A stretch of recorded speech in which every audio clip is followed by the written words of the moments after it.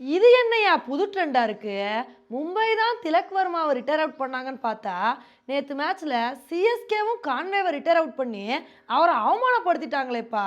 நேத்து மேட்ச்ல என்ன ஆச்சு அப்புட்ன்னா, சிவம் துபேவும், கான்வேவும் நல்லா விளையாண்டுட்டு இருந்தாங்க. அப்பதான் ஒரு கட்டத்தில சிவம் துபே அவுட் ஆயிட்டாரு.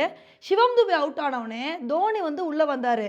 சரி தோனியும், கான்வேவும் சேர்ந்து நல்லா விளையாடுவாங்கன்னு பார்த்தா, திடீர்னு கான்வேவ ரிட்டயர் அவுட் பண்ணிட்டாங்க. கான்வே போனவுனே அடுத்து ஜடேஜா தான் உள்ள வந்தாரு. இத வந்து பார்த்தவுனே ஃபேன்ஸ் வந்து டென்ஷன் ஆயிட்டாங்க. என்னப்பா இது? கான்வே நல்லா தானே விளையாண்டுட்டு இருந்தாரு.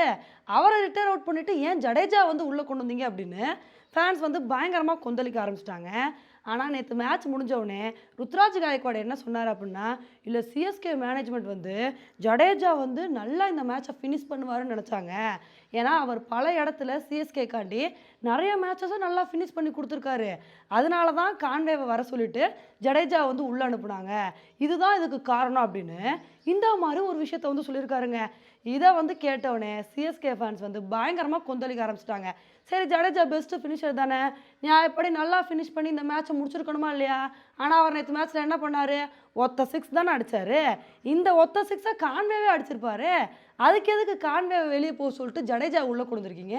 நீங்க பண்ணதெல்லாம் நியாயமா? அப்படின்னு பயங்கரமா கேள்வி எழுப்பிட்டு வந்துட்டு இருக்காங்க. ஆனா இது ஐபிஎல்ல என்னதான் லாஜிக்கோ தெரியலங்க. மும்பையும் இது மாரி தான் திலக் வர்மாவ ரிட்டயர் அவுட் பண்ணி சாண்ட்னர வந்து உள்ள கொண்டு வந்தாங்க. அந்த மேட்ச்ல மும்பையும் தோத்து போயிட்டாங்க. நேத்து மேட்ச்ல கான்வேவ ரிட்டயர் அவுட் பண்ணி ஜடேஜா உள்ள கொண்டு வந்தனால சிஎஸ்கேவும் தோத்து போயிட்டாங்க. என்னதான் வந்து பிளான் பண்றாங்களோ தெரியலங்க. ஏன்னா எந்த ஒரு பேட்ஸ்மேன்னால நல்லா சாதிக்க முடியும்னா, நெறைய நேரம் வந்து கிரவுண்ட்ல இருந்து செட் ஆகி நல்லா வந்து விளையாடுறாங்க பார்த்தீங்களா? அவங்கனால தான் வந்து சாதிக்க முடியும். ஏன்னா கான்வேய பொறுத்தவரைக்கும் ஓப்பனிங்ல களமிறங்கி மனுஷன் கடைசி வரைக்கும் நிக்கிறார்னாலே அது பெரிய விஷயம். இப்படி இருக்கும்போது செட் ஆகியிருக்கிற கான்வேனால வந்து அடிக்க முடியாதாம். புதுசா வர ஜடேஜானால வந்து அடிக்க முடியுமா? ஏன்னா ஒரு பேட்ஸ்மேன் வந்து ரொம்ப நேரம் கிரவுண்ட்ல இருக்காங்க அப்புட்னா, அவங்களுக்கு தான் பிட்ச் கண்டிஷன் என்னன்னு தெரியும். பால பத்தி வந்து தெரியும். பால் கண்டிஷன் என்னன்னு தெரியும். இப்படிலாம் வந்து இருக்கும்போது, அந்த பேட்ஸ்மேன்ஸ்க்கு வாய்ப்பு குடுக்காம, அவங்கள வெளிய அனுப்பிட்டு, உள்ள வர புது பேட்ஸ்மேன்ஸ் அடிப்பாங்கன்னு சொல்லிட்டு நம்பிக்கை வைக்கிறாங்க பார்த்தீங்களா? இந்த லாஜிக் தான் என்னன்னே புரியலங்க. நேத்து மேட்ச்ல கான்வேவோட ஸ்ட்ரைக் ரேட் சரியில்லனா கூட பரவால்ல. மனுஷன் ஓரளவுக்கு டீசென்ட்டான பெர்ஃபார்மன்ஸ் தான் வந்து குடுத்தாரு. அவரோட ஸ்ட்ரைக் ரேட் எல்லாமே நல்லா இருந்துச்சு. இதே வந்து அவர் கடைசி வரைக்கும் நின்றுருந்தாரு அப்புட்னா, அவர் கடைசி ஓவர்ல 6 அடிக்க கூட வந்து வாய்ப்பு இருந்திருக்கு. ஆனா இவங்க வந்து அது வரைக்கும்லாம் ட்ரை பண்ணாம, இல்லப்பா ஜடேஜா தான் பெஸ்ட் ஃபினிஷரு. அவர வச்சு நாங்க ட்ரை பண்ணுவோம்னு சொல்லிட்டு, இந்த மாரி பண்ணாங்க பார்த்தீங்களா? இத தாங்க நம்மனால வந்து ஏத்துக்கவே முடியல.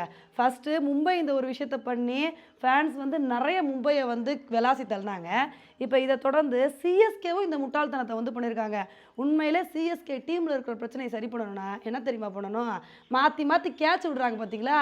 அவங்கள கூப்பிட்டு 4 காச்சு விடணும். 4 காச்சு விட்டாலே சரியா போயிரும். அத விட்டுட்டு, கான்வே ஸ்லோவா விளையாண்டனால தான் இந்த மேட்ச் வந்து தோத்துட்டாங்க அப்புட்ன்னு சொன்னா, இதெல்லாம் வந்து ஏத்துக்கவே முடியாதுங்க.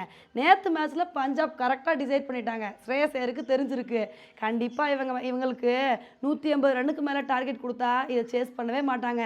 6 சீசன்ல திணறிட்டு தான் வந்திருக்காங்க. அதனால நம்ம என்ன பண்ணுவோம்? டாஸ வின் பண்ணி ஃபர்ஸ்ட் பேட்டிங் பண்ணி, எத்தன விக்கெட் போனாலும் சரி, அதிரடியா விளையாடுவோம்னு சொல்லி, அதிரடியா விளையாண்டு கரெக்ட்டா சிஎஸ்கேவோட வீக் பாயிண்ட்ட வந்து யூஸ் பண்ணியிருக்காங்க. இதனால தான் பஞ்சாப் வந்து மேட்ச வந்து வின் பண்ணியிருக்காங்க. அதனால ஃபர்ஸ்ட்டு நீங்க உங்களோட வீக் பாயிண்ட்ட சரி பண்ணிக்கிட்டாலே, ஈஸியா அடுத்தடுத்த மேட்சஸ் வந்து வின் பண்ணிக்கலாம். அடுத்தாவது சிஎஸ்கே உருப்படியான பெர்ஃபார்மன்ஸ குடுக்குறாங்களா அப்படின்றத பொறுத்து வந்து பார்க்கலாம். ஓகே ஃப்ரெண்ட்ஸ், இந்த ஒரு விஷயத்த பத்தி நீங்க என்ன நினைக்கிறீங்க அப்படின்றத என்னோட கமெண்ட் செக்ஷன்ல வந்து போடுங்க. இதே மாரி இன்னொரு வீடியோல உங்கள வந்து மீட் பண்றேன். Bye friends.